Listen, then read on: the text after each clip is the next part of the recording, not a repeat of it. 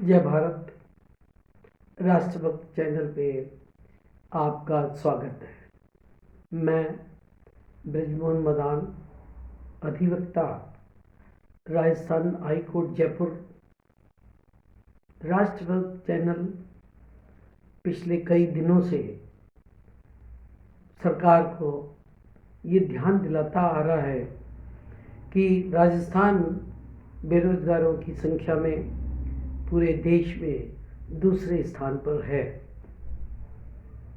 इस ओर राजस्थान सरकार घोषणाएं तो अपार करती है, लेकिन उसके ऊपर इम्प्लीमेंट न करके पता नहीं सरकार क्या सोच के बेरोजगारों की तरफ ध्यान नहीं देती और दिन ब दिन बेरोजगारों में रोष फैल रहा है।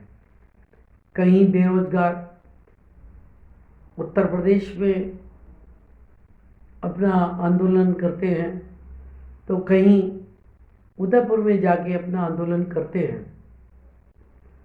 हमारे मुख्यमंत्री की एक सकारात्मक सोच होते हुए भी पता नहीं क्या बात है, भर्तियों में अड़चन ही अड़चन पैदा होती है।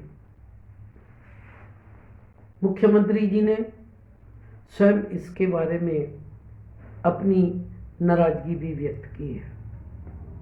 अगर हम इस पर ध्यान दें तो सरकारी एजेंसियां जो भर्तियों के बारे में अपनी परीक्षाएं लेते हैं या इंटरव्यूज़ लेते हैं तो कहीं ना कहीं अनियमितताएं हो जाती हैं, कहीं अव्यवहारिक बातें की जाती हैं, तो कहीं असक्षम अधिकारियों की नियुक्ति का भी एक कारण है कि एजेंसियों में ऐसे लोगों की नियुक्ति कर दी जाती है जो कि उस विषय के बारे में उनको जानकारी नहीं होती।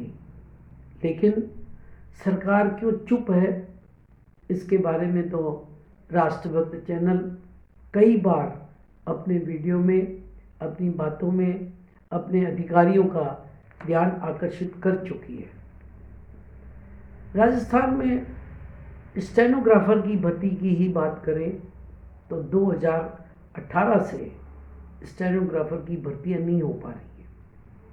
कहीं ना कहीं कुछ ना कुछ व्यवहारिक बातें, अनियमितताएं, या यूं कहो कि वेस्टर्न इंटरेस्ट उनके होने की वजह से स्टेनोग्राफर की भर्ती नहीं हो पा रही।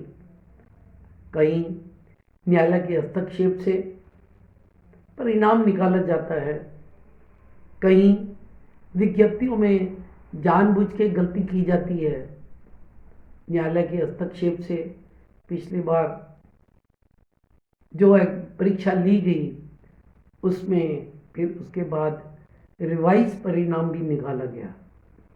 अब रिवाइज परिणाम में भी ऐसे लोगों को, अभ्यर्थियों को परीक्षा में बैठने का मौका दिया गया जिनके कि 58% अंक आए हैं।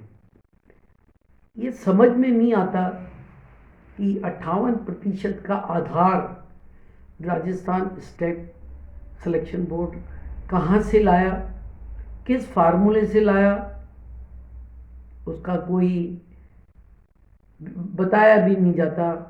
बेचारे बेरोजगार चक्कर से चक्कर लगाते थक जाते हैं, लेकिन उनको बताया नहीं जाता। कई अभ्यर्थियों ने आरटीआई के माध्यम से भी उसका आधार पता करने के लिए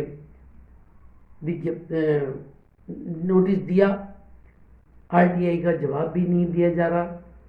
मैं पुनः राष्ट्रभक्त चैनल के माध्यम से सरकार को ये निवेदन करता हूँ कि आप अपनी गलत विज्ञप्ति पे चलकर क्यों अभ्यर्थियों की जीवन खराब करने में लगे हो। उनका जीवन सुधारो और जो आपने 40% अंक पाने वालों को मौका देने की बात कही थी, आज भी आवश्यकता ये है कि 40% वालों को, जिसने भी 40% अंक पाए हैं, उनको स्किल टेस्ट का मौका देना चाहिए।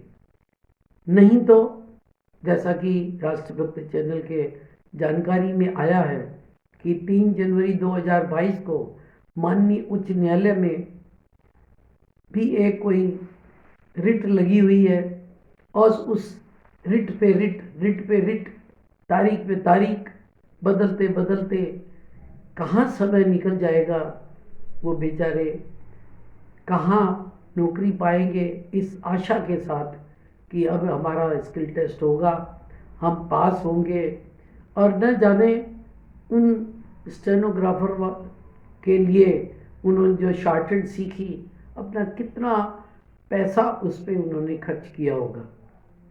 दूसरी बात, जयपुर के आर्य कॉलेज में भी परीक्षा ली जाती है, उसके भी अगर पुराने रिकॉर्ड को देखा जाए तो वहाँ पे भी अनियमितताओं की बहुत बड़ी शिकायतें हैं। उन शिकायतों के ऊपर भी राजस्थान स्टेट सिलेक्शन बोर्ड ध्यान नहीं दे रहा, न जाने क्यों। जब खुले रूप में वहाँ पे स्टेनोग्राफर को सिखाने वाले कोचिंग सेंटर के मुखिया कमरे में जा रहे हैं, डमी कैंडिडेट बिठाए हैं, पकड़े भी गए हैं, फिर भी आर्य इंजीनियरिंग कॉलेज से क्या रिश्ता है राजस्थान स्टाफ सिलेक्शन बोर्ड का, ये भी एक जांच का विषय है।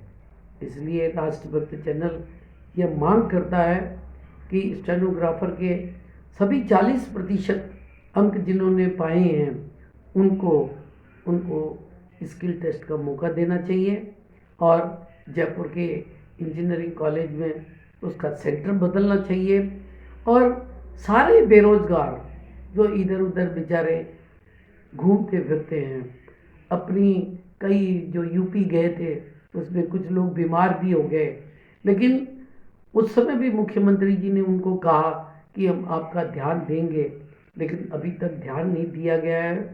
तो ये कई विस्फोट बन के बाहर न निकले, तो मैं राष्ट्रभक्त चैनल आगाह करना चाहता है कि आप बेरोजगारों की दुआ लीजिए और उनको अधिक से अधिक भर्ती देके उनकी योग्यता के अनुसार उनकी भर्ती की जाए। धन्यवाद, प्रणाम।